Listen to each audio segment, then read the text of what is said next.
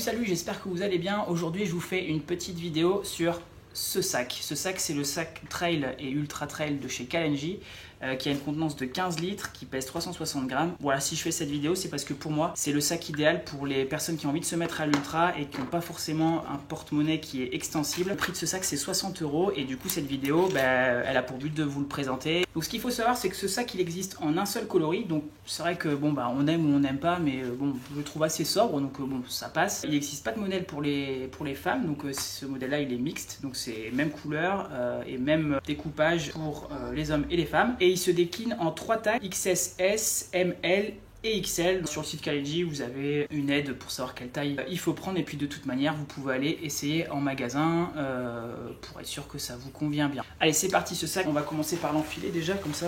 À l'avant, il y a 3 clips, hop, qui permettent une fixation du sac qui est franchement pas mal du tout. Même s'il y a une petite tendance au frottement sur les vêtements, donc attention à bien régler, sachant que sur le sac, je ne sais pas si vous voyez ici, donc il y a les encoches en plastique, et ici on peut régler plusieurs hauteurs au niveau de ces sangles-là, donc c'est vraiment pas mal, ça permet d'ajuster au maximum le serrage au niveau des pecs.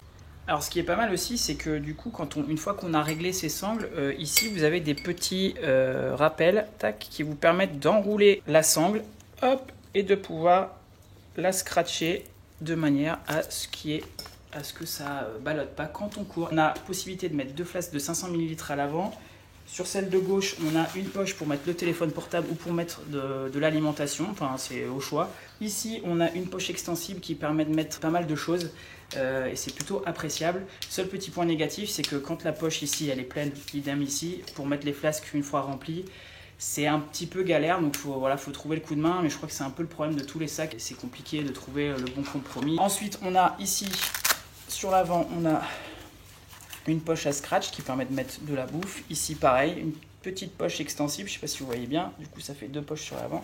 La même chose de ce côté-là. Donc c'est vrai que sur l'avant du sac, il y a quand même pas mal de rangements, de compartiments. Ça permet de bien clarifier les choses, de savoir où on met le matériel. Donc c'est vraiment super pratique. Je reviendrai après quand je parlerai de la poche à eau, du système qu'il y a ici à l'avant. C'est vrai que là, devant déjà, il y a de quoi mettre pas mal de choses. Donc c'est plutôt intéressant, c'est plutôt pas mal. Surtout pour l'ultra où on a quand même pas mal de choses à emmener avec soi. Ensuite, sur les côtés ici, en fait, à l'arrière du sac, on a une poche kangourou qui fait en fait tout le long, qui communique. Donc sur le côté, ça communique avec l'arrière du sac. Moi, ce que j'ai fait, c'est qu'ici j'ai fait une couture de manière à ce que ça me fasse une poche bien distincte.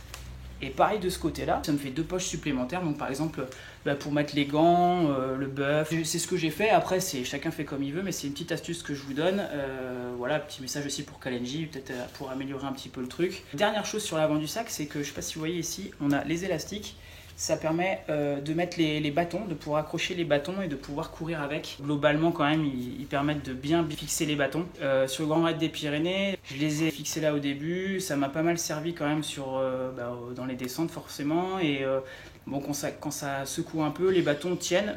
J'ai eu juste 2 fois où les bâtons sont partis, mais globalement quand même, c'est assez efficace. Je sais qu'il y a des retours comme quoi c'est pas optimal comme système de fixation, mais bon, ça fait le job. Et et peut-être que Kalenji à l'avenir reverra un petit peu ce système de fixation, mais voilà, ça fait le job. Maintenant, on va passer sur l'arrière du sac. Donc je vous présente un petit peu comment ça se passe. Donc ici, on a la poche kangourou dont je vous parlais. Donc elle est extensible, elle est accessible hyper facilement pour attraper son imperméable ou tout ce que vous voulez mettre dedans, puisque chacun organise son sac comme il a envie. On a une grande poche zippée qui prend toute la longueur, toute la hauteur du sac, qui permet de mettre énormément de matos. À l'intérieur, on a une poche zippée ici, qui permet de mettre votre couverture de survie ou tout ce que vous voulez d'autre. Voilà, ça permet d'être sûr que ce soit bien à l'abri. Ici, on a une autre poche qui permet de compartimenter, de diviser en 2 cette grande poche. Donc vraiment, dans le sac, il y a vraiment de la place pour mettre plein de matos. Et ça, c'est vraiment appréciable. Ensuite, vous avez 2 petites poches zippées qu'il y a ici et ici. Vous pourrez mettre plein de trucs. Moi, ce que je mets, c'est ici, je mets ma frontale. Et voilà, ici, je mets d'autres matos. Enfin, chacun fait comme il a envie, en fait. Mais sachez qu'à l'arrière de ce sac, c'est juste dingue tout ce qu'on peut mettre dedans, quoi. Quand le sac est vraiment plein, les sangles ici sur les côtés qui permettent de resserrer et d'ajuster au mieux pour que ça ballotte pas quand on court ou quand on descend. Et ici, on a à l'intérieur, on fixe la poche à eau. Donc on peut aller jusqu'à une poche à eau de 2 litres. Moi en l'occurrence j'utilise la poche de 1 litre. Il y a un crochet ici à l'intérieur comme sur tous les sacs Kalenji. Et ensuite on vient passer la tubulure par le haut et on vient la passer ici avec ce dont je vous parlais tout à l'heure, c'est que ici on a un aimant et on a un petit socle ici. Tac, et ça permet de fixer la tubulure de manière vraiment efficace. Kalenji sur leur site ont fait une vidéo qui est très bien faite. Ils font passer la tubulure du côté du coup gauche et en fait la tubulure passe devant le torse et elle vient se clipser du coup dans le sens inverse sur l'aimant. Moi j'ai fait l'ultramarin comme ça et honnêtement j'ai pas du tout apprécié parce qu'en fait la tubulure elle venait taper sur le torse constamment, donc ça m'a un peu énervé. Quand ça fait 100 bornes qu'on court avec ça, c'est vraiment pénible. Du coup ce que j'ai fait pour le Grand Raid des Pyrénées, j'ai raccourci la tubulure et du coup elle est là. Si je veux la caler dans la poche de la flasque et ça bouge pas du tout. Voilà, je pense qu'on a fait un petit peu le tour. J'ai essayé de vous donner les points un petit peu négatifs, en l'occurrence là les frottements, le fait d'avoir quelques difficultés à mettre les flasques quand les poches elles sont pleines. J'ai parlé aussi de la poche kangourou qui était à mon sens un petit peu trop importante et puis ce cordon d'hydratation qui passe devant et qu'on peut raccourcir sans souci et ça fonctionne exactement pareil. Donc voilà un petit peu cette vidéo de présentation du sac 15 litres Kalenji. Honnêtement bravo D4, bravo Kalenji. Franchement le but c'est de démocratiser le sport, l'enseigne, je fais pas de pub, vraiment je suis pas sponsor pour faire cette vidéo, il y a pas de, c'est vraiment mon ressenti et je voulais vous partager ce sac qui est pour moi au niveau budget, au niveau contenance, au niveau praticité, je pense que c'est vraiment le meilleur rapport qualité-prix pour ceux qui ont des petits budgets. Donc bravo Kalenji, ce sac il y a encore des améliorations à apporter, mais honnêtement, franchement, pour le prix, c'est vraiment top pour les gens qui ont envie de passer un cap dans leur pratique du trail. Donc en l'occurrence, les gens qui sont sur du moyenne distance, il convient pour moyenne distance, mais c'est vrai qu'il est plus typé ultra trail. Donc les gens qui ont envie de faire le pas, qui savent pas trop, moi je leur conseille de prendre ce sac.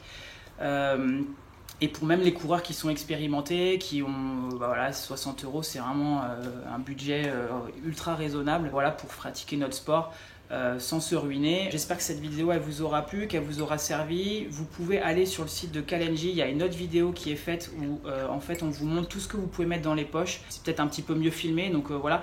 En tout cas moi c'était mon ressenti d'ultra trailer. Laissez des commentaires si vous avez des choses à rajouter, des pouces vers le haut si ça vous a plu, vers le bas si ça vous a pas plu. Voilà, donc ça c'était vraiment quel sac de trail quand on a un petit budget et prochaine vidéo ça va être quel sac de trail quand on a un budget un petit peu plus important. En l'occurrence on parlera du Salomon Advanced Skin 12 litres que je vais vous présenter. Attention les yeux parce que je pense que la couleur plaira peut-être pas à tout le monde.